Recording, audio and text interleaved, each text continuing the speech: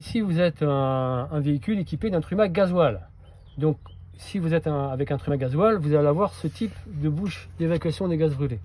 Contrairement à un truma gaz qui va avoir ce type d'évacuation.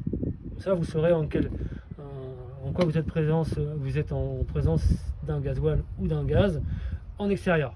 Car la commande du truma à l'intérieur est strictement la même pour le gaz que pour le gasoil. La seule indication se situe au niveau de la bouche d'évacuation. Ici, vous vous trouvez en présence de la commande de votre truma gasoil. Pour le mettre en fonction, vous appuyez quelques secondes. Vous rappuyez une seconde fois, ce qui va vous permettre de voir différents petits pictogrammes. Il faut savoir que tout ce qui va se situer sous la ligne, ce sont les modes sur lesquels vous voulez accéder. Tout ce qui va être au-dessus de cette ligne, ce sont les modes qui seront en service.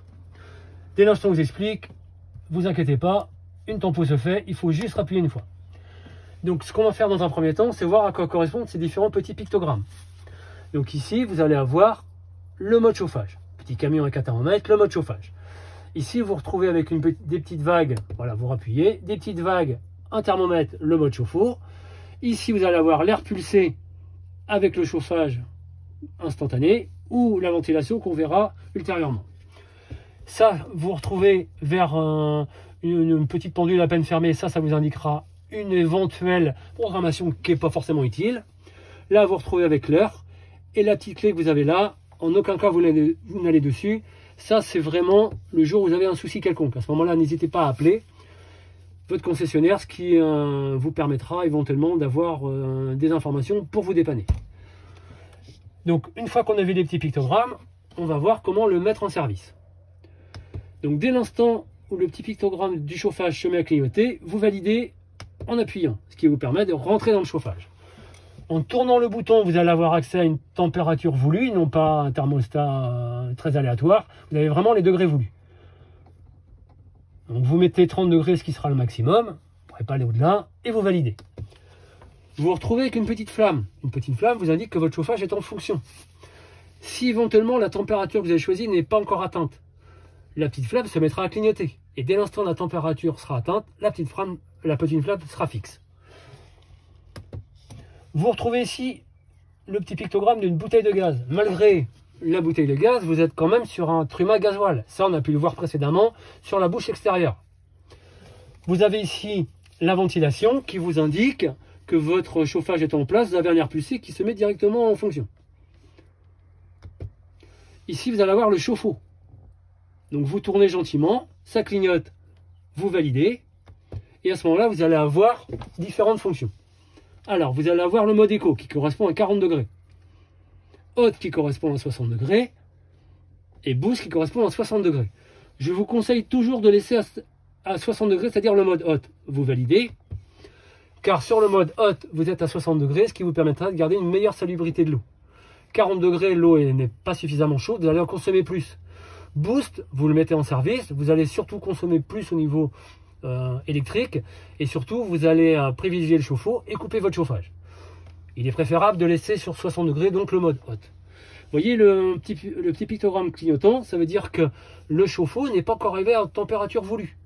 La température sera atteinte aux alentours de 20 minutes en été parce que l'eau à la base étant moins chaude et peut-être 40 voire 45 minutes en hiver parce que l'eau est plus froide, ce qui est logique.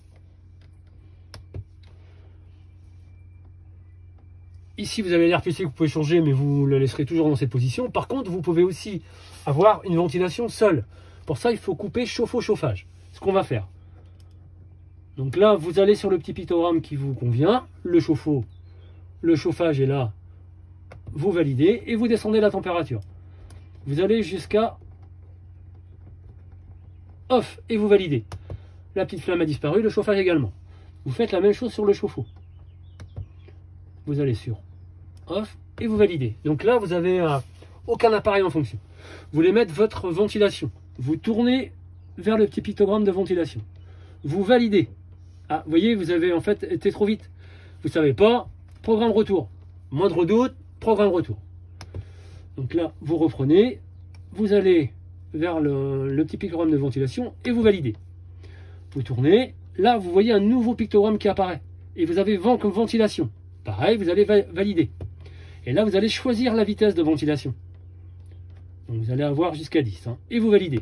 Donc là, ça vous permettra de dispenser éventuellement de la ventilation dans le véhicule par le biais des bouches que vous trouverez au niveau de chaque partie de la cellule.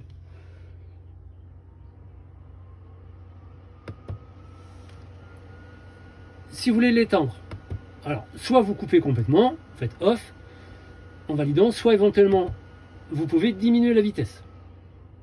Donc si vous voulez étendre, ce qu'on va faire, vous validez, vous rappuyez, vous tournez pour aller sur le mode off et vous validez. Le petit pictogramme a disparu, la ventilation également. Vous tournez, là vous allez avoir accès à une éventuelle programmation. Là il vaut mieux compulser les notices car il n'y a pas forcément un réel intérêt. Vous pouvez voir si vous trouvez un intérêt quelconque, mais ce n'est pas forcément primordial. Alors, celui-ci correspond à la pendule. Pendule pour l'heure. Donc vous validez. Ici, vous allez avoir l'heure qui clignote. Donc vous tournez. Vous êtes à 23. Vous sentez que vous êtes bloqué. C'est normal. Vous êtes obligé de faire un retour si vous voulez arriver à une heure différente. Et vous validez. Même chose avec les minutes. Vous allez avoir les minutes qui vont aller jusqu'au maximum 59. Vous voyez, vous ne pourrez pas aller plus loin. Vous allez vous tourner, vous ne pourrez plus. Donc vous choisirez et vous validerez. Par contre, si vous avez, par inadvertance, été un peu vite, vous allez sur le petit pictogramme ici qui correspond à une clé. En fait, ça, c'est si vous avez un problème quelconque, ça vous permet d'y accéder. Mais en aucun cas, n'allez dessus sans information du concessionnaire. Pensez plutôt à privilégier le mode retour, comme on a vu tout à l'heure. Mieux vaut vous sortir d'un programme que vous connaissez que de rentrer dans un programme que vous ne connaissez pas. Et lorsque vous avez terminé, vous voulez couper votre chauffage, votre chauffe-eau, vous faites un appui long. Donc vous appuyez quelques secondes, vous allez voir off qui apparaît.